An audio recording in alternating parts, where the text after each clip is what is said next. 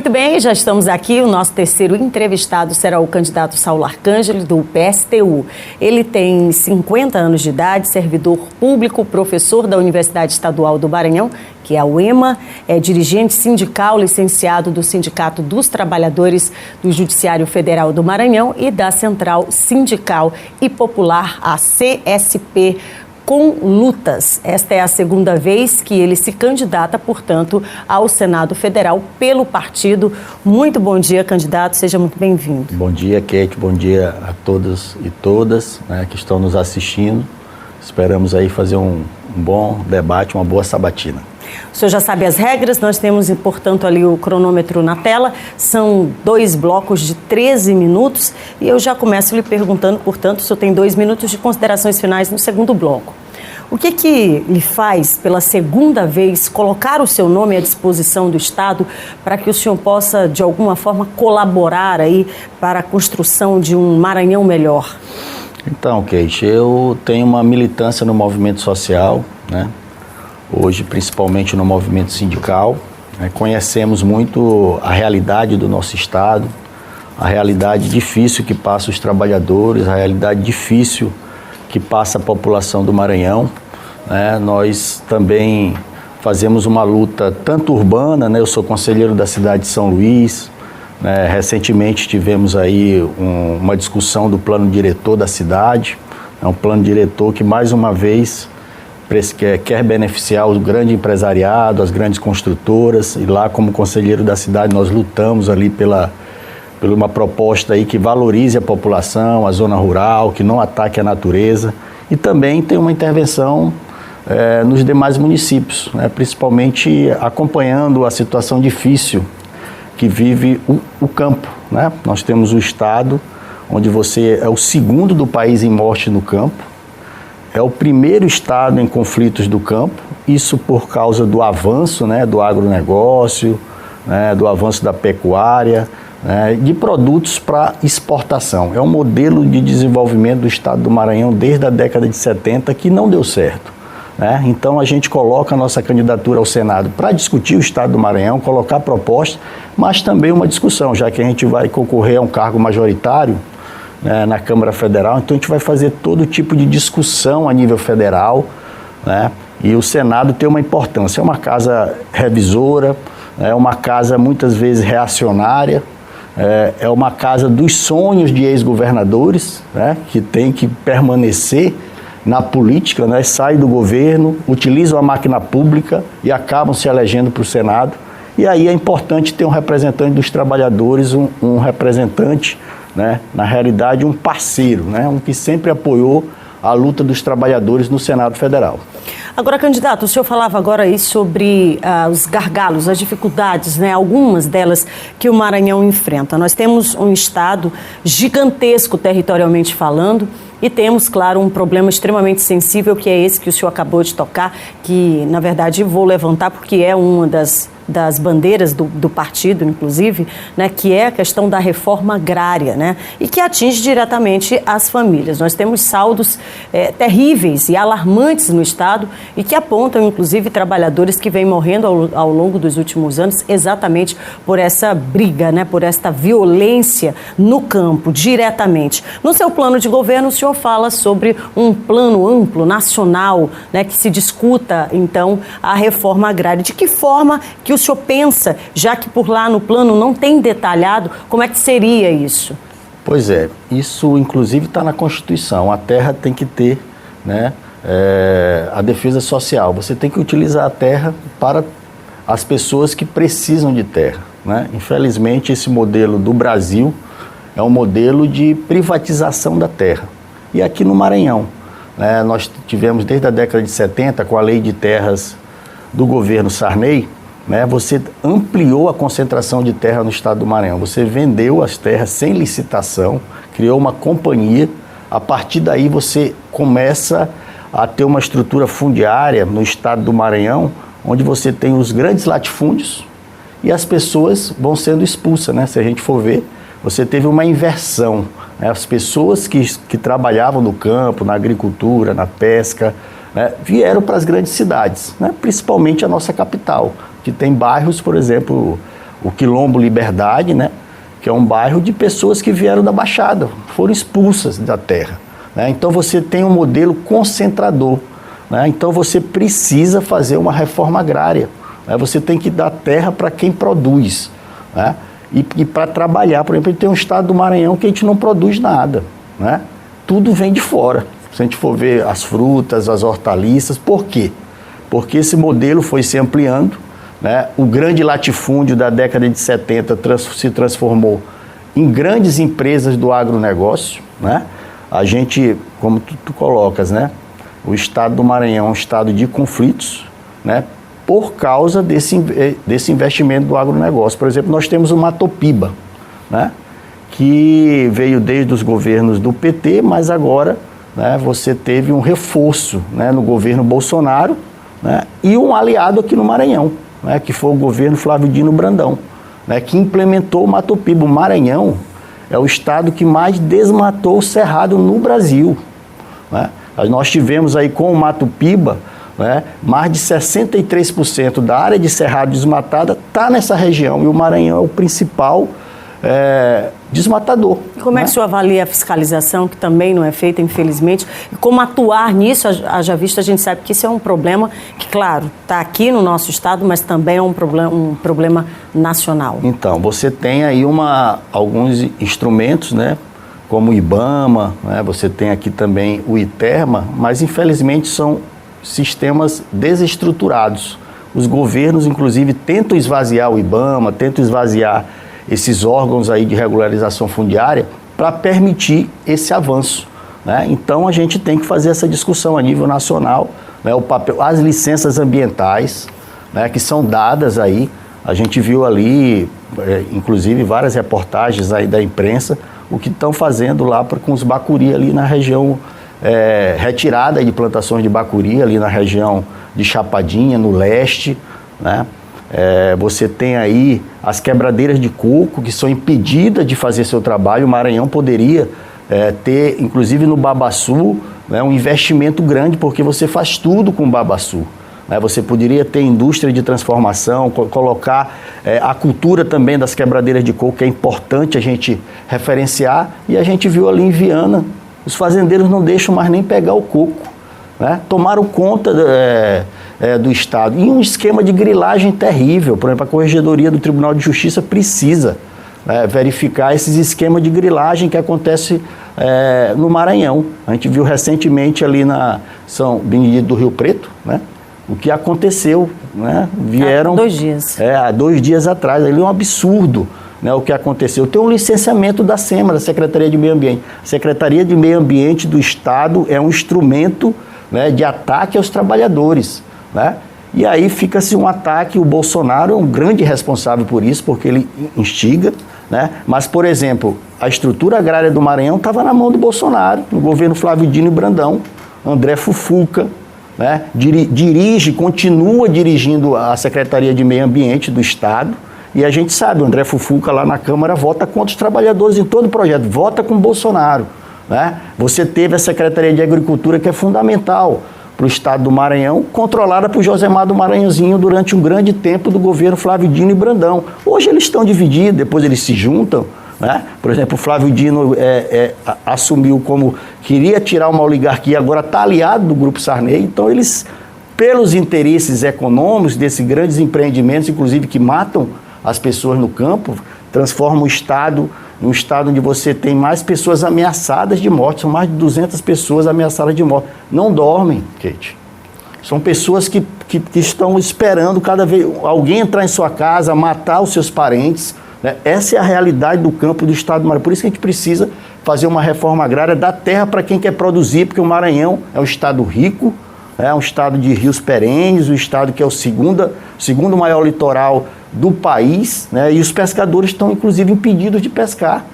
Você vê aqui na região perto da Vale, da Alumar, eles são proibidos de pescar. Está acabando, inclusive, a pesca no estado do Maranhão. Você tem um pier aqui da Suzano, né, aqui em Camboa dos Frades, né, que é para levar celulose. São navios imensos, né? E os pescadores não têm mais acesso, porque eles fazem uma dragagem, os pescadores não conseguem, os peixes vão sumindo.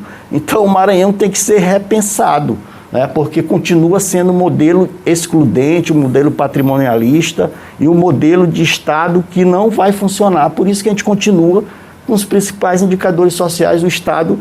Quando não é pior, fica disputando com Alagoas, né, para ver qual é o pior em relação às condições de vida da nossa população. Isso tem que mudar. Isso tem que mudar, mas não é só no Maranhão, é em vários outros estados, né? Por isso que a nossa ida ao Senado é para fazer essa discussão, né? A gente sabe que não é fácil, porque a gente vai enfrentar os poderosos, né? A gente tem muita dificuldade, inclusive de participar da eleição. Esses momentos aqui são momentos importantes, mas a gente não tem horário oficial, né? Nós não recebemos os 5 bilhões que são entregues para esses partidos que atacam a classe trabalhadora. Nós não temos orçamento secreto, né? Que o Maranhão é o estado que mais recebeu orçamento secreto. Essas pessoas deveriam estar presas e deveriam ter seus mandatos revogados. Como é que pode o município do Maranhão dizer que teve 17 consultas? Inclusive o senhor fala e defende no seu plano que se acabe, né, com o orçamento secreto e que se envolvam também, na verdade, os conselhos populares. Então, nossa bandeira aí é que a gente precisa governar com os conselhos populares, né? Conselho da Saúde, Conselho da Segurança, Conselho da Educação, porque ali são os trabalhadores, as comunidades que vivem diariamente essa situação. Mas o senhor defende que se acabe com o orçamento secreto para que essas emendas elas não tenham mais, digamos, a destinação que quem as manda poderia ter, ou seja, um instrumento eleitoreiro, é isso? É um instrumento de barganha, um instrumento eleitoreiro, um instrumento de corrupção. O Maranhão recebeu 1,2 bilhões, né, de verbas para o SUS, né? E é um absurdo. A gente vê a população, né, não tem acesso. Mas o senhor não acredita que falta fiscalização também? Falta fiscalização, né, mas falta orçamento, né? Você teve, apesar de um orçamento secreto, né, você teve uma redução, né, no orçamento da saúde, da educação. Você aprovou o Congresso Nacional uma emenda constitucional 95 em 2016 que congela por 20 anos os gastos na saúde, na educação, na moradia, né, mas libera dinheiro para pagar banqueiro. Inclusive você teve um aumento do orçamento para pagar juros de banco, né? O orçamento da União, 53% do orçamento da União do ano passado foi para pagar juros para banco, de uma dívida que já foi paga. Nós, inclusive, defendemos uma auditoria a nível federal. Está na Constituição, teve um plebiscito da Igreja Católica defendendo a auditoria da dívida pública. Como é que a gente pode gastar 5 bilhões por dia para pagar juros de banco, que a gente já pagou essa dívida, juros sobre juros, que é inconstitucional, e a população passando fome, 33 milhões de passando fome? Nós temos que mudar essa lógica. O PSTU defende essas propostas para a gente realmente colocar o trabalhador como principal referência, porque é ele que gera a riqueza, ele que tem que ter o benefício dessa riqueza. Muito bem. O senhor tem 23 segundos ainda, se quiser discorrer ainda sobre esse mesmo assunto, porque a gente, então, termina esse bloco exatamente com todas essas perguntas e respostas, e no bloco seguinte, o senhor dá seguimento aí a outros temas também, lembrando que o senhor tem 2 minutos para as suas considerações finais, candidato. Tranquilo. Então, a gente vai, no próximo bloco aí, conversar mais um pouco sobre essa situação e sobre as nossas propostas e medidas e ideias aí para o Senado Federal. É isso. Eu estou indo para o intervalo, mas antes, lembrando que as nossas sabatinas, toda a ordem dela foi definida, portanto, durante sorteio na presença dos representantes dos respectivos partidos, tá?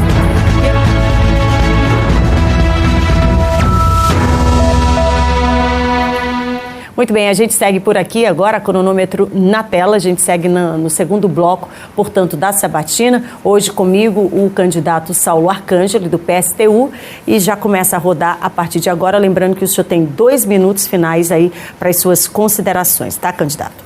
Muito bem, a gente falava ainda há pouco sobre uma série de temas que são sensíveis ao Estado também, mas hoje, né, excepcionalmente hoje, trabalhadores ali da Internacional Marítima deflagraram uma greve, uma paralisação em razão da falta, né, de negociações, e isso vem desde fevereiro. Estou pontuando de forma específica para trazer a problemática, que na verdade esse aí é aquela pontinha para o caos definitivo, né? Nós temos aí um serviço completamente deficitário. Ao longo dos últimos anos isso tem acontecido e quem paga a conta sempre é o usuário do transporte público e não tivemos até agora nenhum retorno concreto de como é que isso efetivamente será resolvido. Temos aí a expectativa, né, de uma comissão que deverá ser instalada, a expectativa é que hoje, né, em definitivo, ela seja liberada e instalada, mas tivemos, inclusive, a intervenção aí de um dos representantes do Maranhão no Senado fazendo isso. É um contraponto que a gente fica querendo entender enquanto usuário, cidadão, onde é que está a importância desse cidadão em todo esse contexto, quer seja ele o usuário, quer seja ele o trabalhador. De que forma o senhor pensa toda essa problemática também e como ajudar, como colaborar com isso? Bem, Kate, é uma questão antiga, né? Primeiro, a nossa solidariedade aos trabalhadores, né, que precisam mesmo se organizar, estão organizando aí essa greve, né, porque estão sofrendo, né, inclusive por toda essa situação.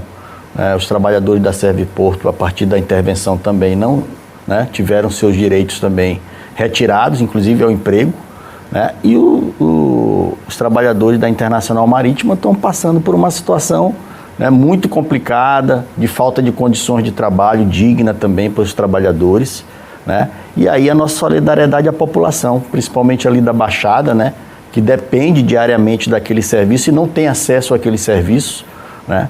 É um transporte mais barato para a população. E se o senhor me permite, a Baixada, inclusive, acumula hoje mais de 70% da concentração de pobreza. Sim. Ou seja, é um serviço extremamente importante para esse ir e vir desse trabalhador que está ali na expectativa de conseguir algo, né, para o seu dia a dia. Com certeza, e aí isso dá problemas econômicos, a situação de pobreza, como tu colocaste, se acentua, né? É uma população abaixada que é maravilhosa, né? Linda, inclusive, que poderia ser explorado o trabalho, mas o que tem na Baixada é cerca elétrica, né?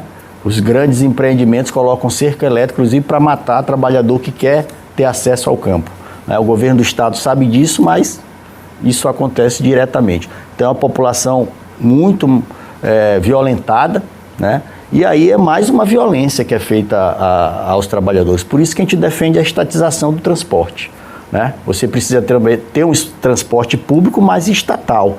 Não adianta você ter um transporte, dizer que é um transporte público, né? Porque é muito bonitinho, né? Parceria pública e privada. Tu dá toda a estrutura para aquelas empresas chegarem, né, ao governo com todo o orçamento, né? E essas empresas tratam tão mal, né, as pessoas que querem se deslocar, principalmente para a Baixada. Se a gente for de carro, não consegue chegar porque é uma buraqueira só, né? E as pessoas não têm acesso ao carro, né? Vai de ônibus, que aí é muitas horas para chegar, porque as estradas do Maranhão estão em um estado deplorável, né? Não tem infraestrutura nenhuma, né? E é um desrespeito à população do Maranhão, e como tu colocaste, né? Quando o problema explode, aí que vai se criar comissão, vai se, né, já teve uma intervenção do Ministério Público e o governo é omisso, né? Começa a dizer, não, vai chegar, né, o ferry-boat daqui a 2 semanas, né? E aí testa, o ferry-boat não dá certo, mas é uma brincadeira, né, com a população, né, e com os trabalhadores. Isso precisa ter uma solução com a estatização. Tem a MOB, né, mas a MOB não tem esse poder porque é tudo mesmo privatizado, as empresas dominam, né? Por isso que a gente defende a estatização, que esse sistema, tanto a nível nacional, a gente defende a estatização do sistema de transporte para ter um transporte de qualidade, que a gente respeite os trabalhadores, né? Pague seus direitos, né? Nós tivemos aí, puxando essa questão trabalhista, né? Um dos pontos fundamentais, inclusive da nossa candidata a presidente, a Vera Lúcia, né? E a Raquel Tremembé, indígena, que é a candidata a vice-presidente aqui do Maranhão, vamos defender a revogação dessa reforma trabalhista, né? E também da lei da terceirização, né? Por quê? Isso trouxe aí desde 2016 um empobrecimento da população e de contratos cada vez mais precarizados, né? Principalmente através da jornada intermitente, né? Que o trabalhador recebe por hora. Hoje 5,50 centavos por hora. A empresa avisa 3 dias antes, você vai trabalhar de hora tal a hora tal. E aí ele pode aceitar ou não, né? Então o trabalhador, depois da reforma trabalhista, ficou numa situação mais difícil, né? Então a gente vê nessas grandes empresas a instituição da jornada intermitente, ampliação da terceirização. O Maranhão é o estado onde você tem um dos maiores níveis de terceirização, né? 60% da população do Maranhão vive na informalidade, no bico. E como estimular, então, isso, candidato? Então, nós precisamos, primeiramente, a nível nacional, nós temos que revogar essa reforma trabalhista, né? Porque esses instrumentos aí não funcionam, né? Você retirou os trabalhadores aí o direito a um salário superior, você criou jornadas de trabalho altíssimas, né? Então você tem que ter um amplo programa a nível nacional de geração de emprego e renda, né? E aqui também no estado do Maranhão, como a gente falou, né?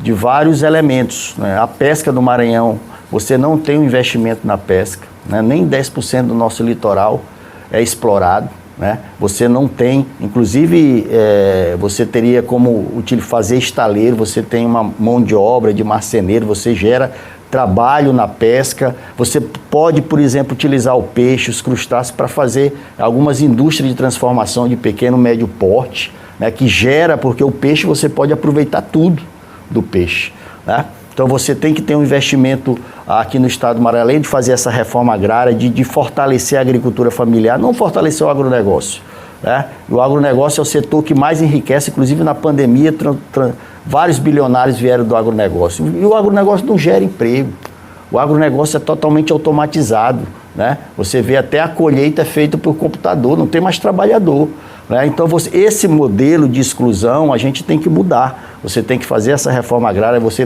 tem que investir na pesca, o Maranhão tem que voltar a produzir, você não produz mais o arroz, o feijão, a mandioca, né? Tudo isso está sendo devastado, como a gente viu, como a gente vê diariamente nas várias reportagens que passam, né? E na situação que vive os trabalhadores, o Maranhão com terras, com água, né? Você tem como avançar no processo de distribuição de renda, de geração de trabalho, né? Você tem as culturas aí que estão desaparecendo no Maranhão, a Jussara, o Buriti, o Bacuri, né? O babaçu, por exemplo, o babaçu nós tínhamos aqui em São Luís, aqui na zona rural, no Cajueiro, né? O maior babaçual aqui de São Luís, né? Em poucos dias acabou tudo, né? Você teve um licenciamento ambiental, como a gente falou, a Secretaria de Meio Ambiente, né? Por exemplo, a questão lá que a gente viu recentemente, daquela barbárie que aconteceu em São Benedito do Rio Preto, foi um licenciamento da SEMA, né? Então você tem estrutura do Estado para regularizar, inclusive a grilagem. Mas as áreas, elas cada vez mais são devastadas, né? E ainda há pouco a gente já comentava sobre isso. Desmatamento, Maranhão. O Maranhão é gigantesco, territorialmente falando, e a gente não tem notícias, pelo menos dos últimos 7 anos e meio, sobre algo mais sustentável no que diz respeito, concreto, no que diz respeito à própria fiscalização. Com isso, as nossas áreas cada vez mais devastadas, as famílias sendo retiradas do campo, e acontece exatamente o que o senhor disse, para-se a produção. Então, como estimular esse pequeno produtor, esse homem, essa mulher do campo, a não sair da sua casa, a não abandonar o seu território em razão desses grandes empresários, né? Então, você primeiro tem que ter um plano nacional também, né, de demarcação, né, de terras indígenas, porque a gente tem aqui no Maranhão mais de uma dezena de etnias, né, que também estão sendo expulsas, e aí as comunidades indígenas protegem a natureza, tem sua cultura, sua ancestralidade, a gente tem que proteger. Você tem que titular quilombola, né? No estado do Maranhão isso não funciona. O ITERMA também está a serviço desses grandes empreendimentos. Só de quilombolas nós temos 1.600, mais de 1.600 comunidades. Né? E que vive numa situação, a gente acompanha, de terror, né? Com vários assassinatos. Por exemplo, no último ano, 7 quilombolas foram assassinados. Ninguém descobriu quem é o mandante, né? Aí entra a estrutura do Estado. A estrutura do Estado, na hora de fiscalizar, é para fiscalizar para os grandes empresariados, né? Por exemplo, o ITERMA, controlado aí no governo atual, Flávio Dino Brandão, pela família Kleber Verde, Júlio Verde, né? E aí o ITERMA titula só terras para os grandes empreendimentos, não titula para o para o pequeno produtor. E qual seria a sua proposta para que essa realidade ela possa mudar, para que esse cidadão que assiste a gente agora, esse homem e essa mulher do campo possam ter esperança para os próximos anos? Primeiro você tem que mudar a realidade. A gente conversou no início, desde a década de 70, é um modelo concentrador. Você tem os grandes latifúndios hoje, do agronegócio, da soja, né? A gente vê a soja, o preço do óleo de soja, né? Que está aqui no Maranhão, né? E a soja que a gente produz, porque é uma soja para fora, né? O minério é para fora, o alumínio é para fora, a soja é para fora, né? Você, inclusive, pela lei Candi, o Estado nem recebe esse valor, porque são bens primários, né? Que vai embora do Maranhão com a riqueza, deixando todo esse processo. Então você precisa fazer essa reforma agrária, fazer essa titulação das terras coletivas aí dos camponeses, investir também tecnicamente, né? Porque não adianta você dar a terra e não dar instrumentos estatais para que as pessoas produzem, para poder ter o escoamento da produção. Por exemplo, os pescadores têm que passar por um atravessador porque não tem uma estrutura, não tem uma geleira. E como fazer com aquele cidadão que agora passa fome, está na extrema linha de pobreza? Como alcançar esse cidadão que precisa desse atendimento imediato, né? Desse socorro imediato? Primeiro, o auxílio emergencial não resolve o problema. Eu acho que nesse momento é importante, né? Nós tivemos aí o aumento do auxílio emergencial para R$600, que não resolve a situação. Como a gente trouxe, o Brasil paga 5 bilhões por dia. O auxílio emergencial não dá nem... Uma semana de pagamento de banqueiro, você paga um auxílio emergencial de R$600. O Brasil tem dinheiro. O Brasil é rico. Mas se ele ficar 53% do orçamento dando para banqueiro, durante a pandemia, em vez de investir no trabalho, em vez de investir na renda do trabalhador, deu trilhões para o banqueiro. Então você tem que mudar esse modelo de desenvolvimento para poder gerar trabalho e renda para a população, dar terra para a população e estrutura. Tem 2 minutos para as suas considerações finais. Passou rápido, né? Passou. Então, a gente convida aí a todos e todas para participar da nossa campanha. Como a gente falou, espaços como esse são fundamentais, né? Nós não vamos ter horário oficial de TV e rádio, nem inserção. Então, acompanhe aí a nossa campanha pelas redes sociais, pelas ruas, né? Nós temos aí a nível nacional uma tarefa fundamental, que é derrotar esse governo genocida do Bolsonaro. Por isso que nós temos a candidatura da companheira Vera Lúcia e da companheira Raquel Tremembé, maranhense, Vera Lúcia operária, negra, que infelizmente a nível nacional não está tendo espaço, né, para colocar suas propostas oficiais, né, nas redes oficiais de TV.